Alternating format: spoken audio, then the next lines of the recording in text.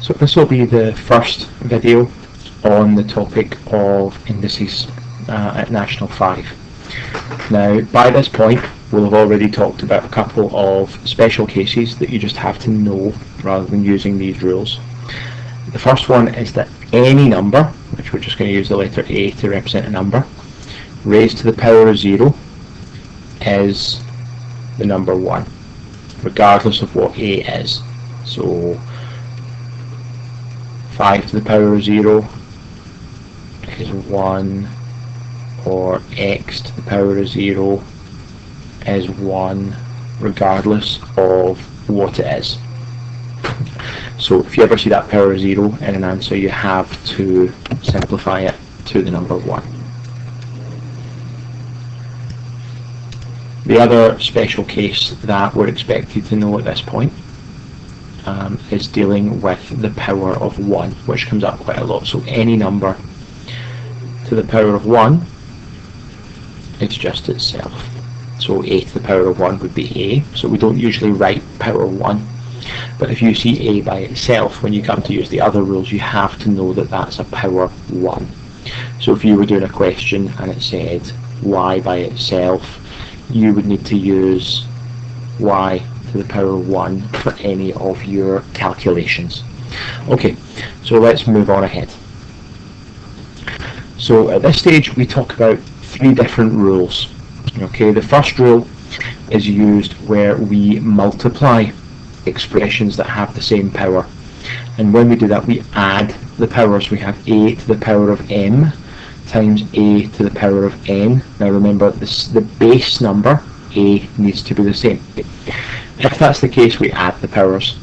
So if I had x cubed times x to the 4, that would give us x to the 7. If I had y to the 4 times y to the negative 1, I would do 4 add negative 1 to give me y cubed. If I am dividing powers, which you might either see division sign, or quite often you will see it written as a fraction, we subtract powers.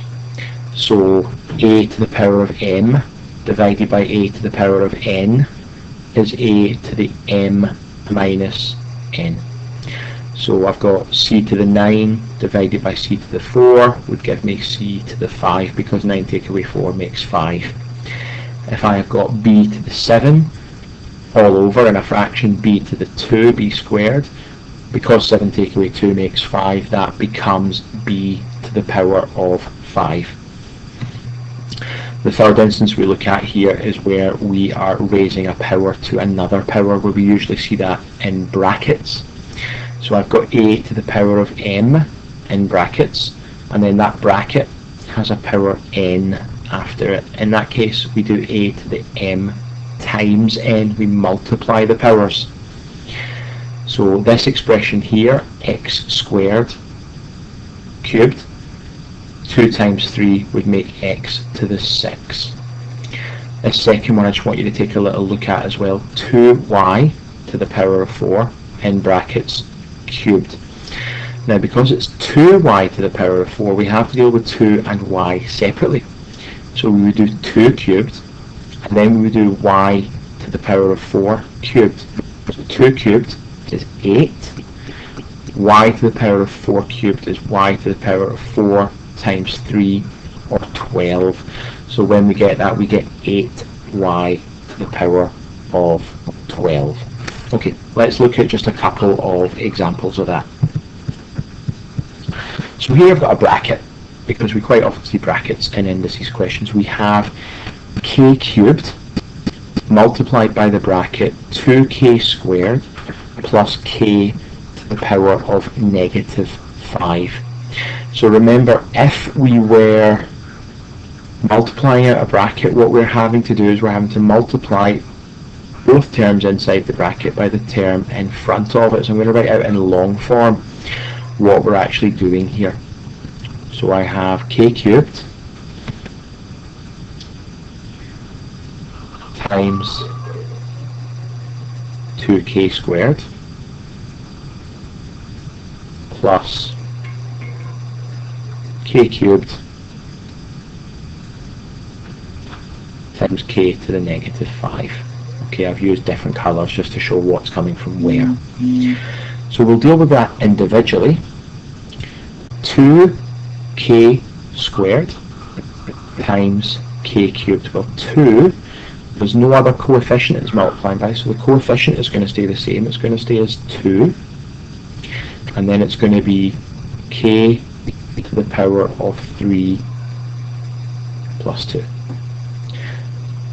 Plus I have k cubed and k to the negative 5. I don't have any coefficients involved, so that's just going to become k to the 3 take away 5.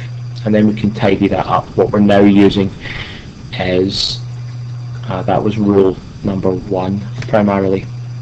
So that's going to become 2k to the power of 5 plus k, 3 take away 5 would give us k to the negative 2.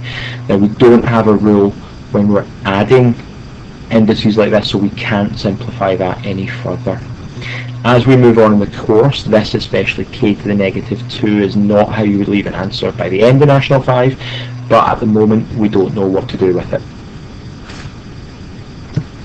So now we have an example with a fraction, and we're going to be using rules 2, and for the numerator of the fraction we're going to be using rule 3 here. So much like if we were just doing a question around about BODMAS, we'd want to deal with everything on the numerator and everything on the denominator individually before we do anything else.